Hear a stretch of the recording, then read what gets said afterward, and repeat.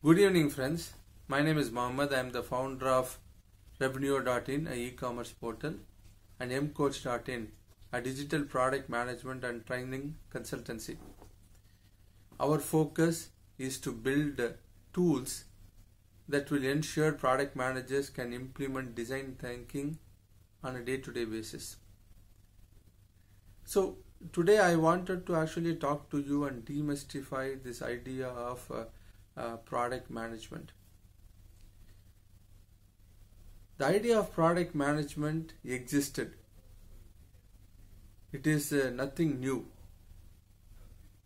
That is, today if you look at the way that the industries have transitioned themselves, initially we had a purely physical product industries where you were building physical products and then you were selling to the customers.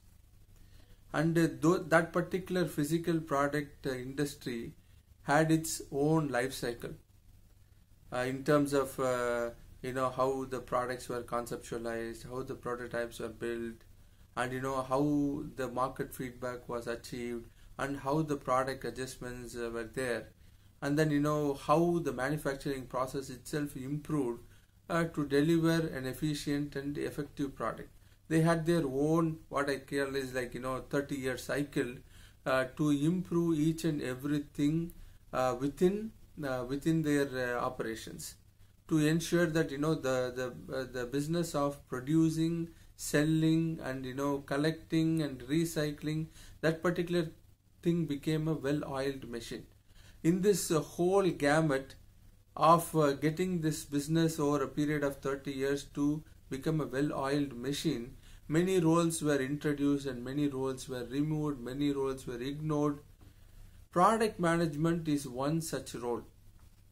I think product management in the digital world was essentially to ensure that you own product lines, meaning to say you own the ROI of product lines, you own the customer request implementation into your product line.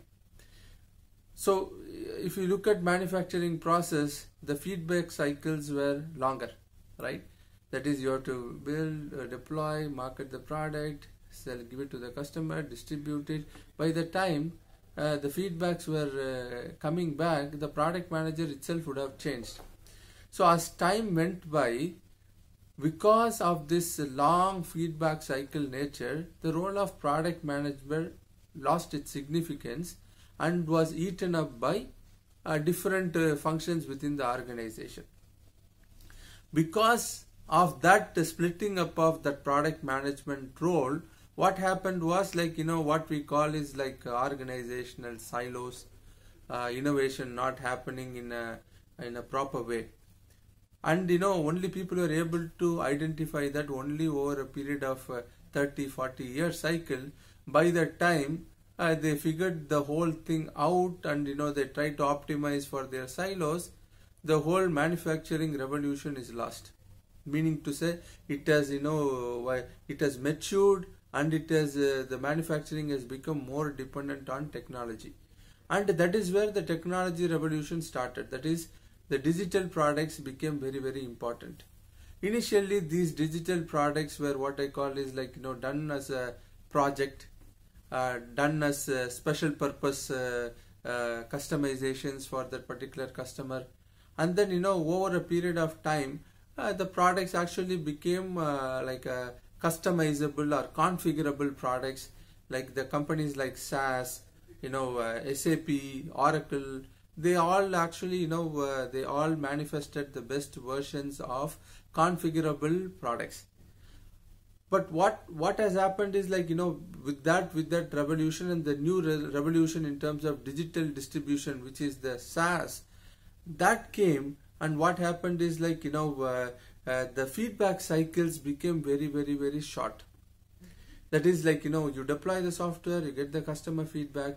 So the thing here is that what was not possible with the digital product and what was not possible with the configurable digital product became possible with a very specific software that is built on very accelerated feedback mechanism.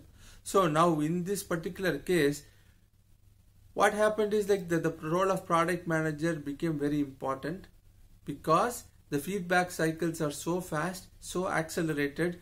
The independent silos were not working very well to coordinate that particular function. So there was a need for a dedicated role to facilitate what is coming from outside to inside and what is going from inside to outside. So the product management role diminished in its significance in the manufacturing world, became somewhat irrelevant, not very sure in the, the first wave of technology development. And in the second wave of technology development, with feedbacks becoming shorter and shorter, the need for the product management role became very, very important. And that is why we see the prominence of product management as a demand. So essentially, you as a product manager, you are actually a feedback manager. You are managing feedback from the customers so that in the next wave of digital product becomes much better. And you're also managing feedback from the development teams so that you can look at the customer feedback in a very, very new angle. Together, this role becomes very, very important. That is, you are essentially holding fire on both sides. A product management role is simply holding fire on both sides without having authority with anyone. Simply put, as a product manager, can you actually ensure the customer listens to you? No, you will have to listen to the customer. As a product manager, can you ensure your engineering team and your design team listen to you? No, because each of those teams have their own dedicated leadership. So as a product manager, what you are essentially trying to do is you're trying to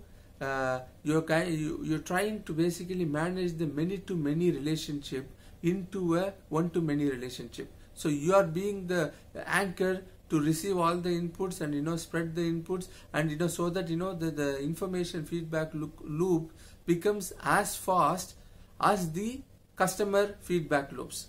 So that is what the role of a product manager is. It has always been there. It has diminished in its significance, and today, because of the nature of the business that we are seeing, it has again become prominent, and it has become very important for digital companies because of this feedback loop business.